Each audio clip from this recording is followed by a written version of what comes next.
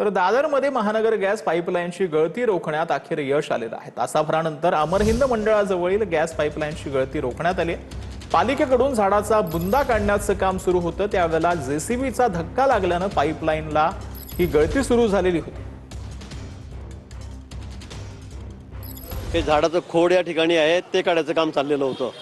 कारण पावसाळ्यामध्ये अनेक ठिकाणी झाडं पडत आहेत, अपघात होतोय, पण त्याच्या खाली एमजेलची पाईपलाईन गेलेली होती गॅसची, आणि म्हणून ते काढत असताना हे लक्षात कोणाच्या आलं नाही मला असं वाटतं प्रथमदर्शनी।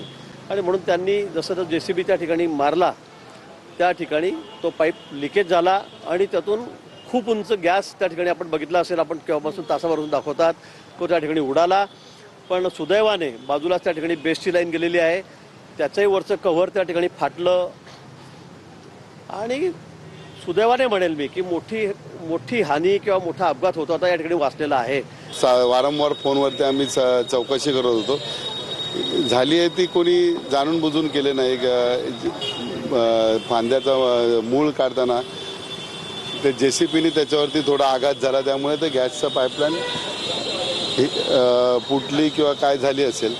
तात्पुरती जी काही लाईट व्यवस्था गेली आहे ती त्वरित चालू करतात त्यांचे ते पॅच लावून झाल्यानंतर, आणि लगेच MGLची माणसं येऊन पूर्ववत गॅसचा काय झाला असेल ते सुद्धा करतात।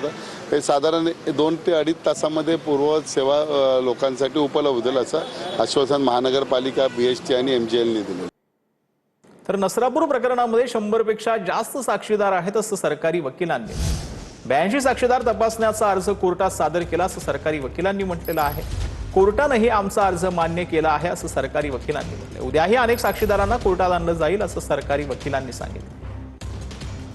पोलिसांचे जर तुम्ही चार्जशीट बघाल तर त्याच्यात 100 पेक्षा जास्त साक्षीदार आहेत, 125च्या आसपास साक्षीदार आहेत।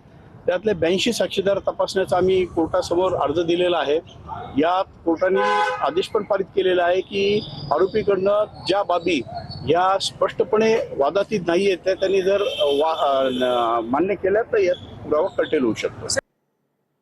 तर अहिल्यानगरच्या पारनेरमध्ये भोंदूबाबाकडून महिलेची 6.5 लाखांची फसवणूक करण्यात आली। गतिमंद मुलाचा आजार बरा होईल, भावाचं लग्न होईल असं सांगत फसवणूक करण्यात आली। तंत्र मंत्र आणि पूजा आणि होम हवनाच्या नावाखाली लाखो रुपये उकळण्यात आले। मुलाला जीवे मारण्याची धमकी देत महिलेवर वारंवार लैंगिक अत्याचार केल्याचाही आरोप आहे। कोरोना काळापासून पीडित महिला ही भोंदूबाबाच्या संपर्कात होती। भोंदूबाबाला पारनेर पोलिसांनी अखेर अटक केली।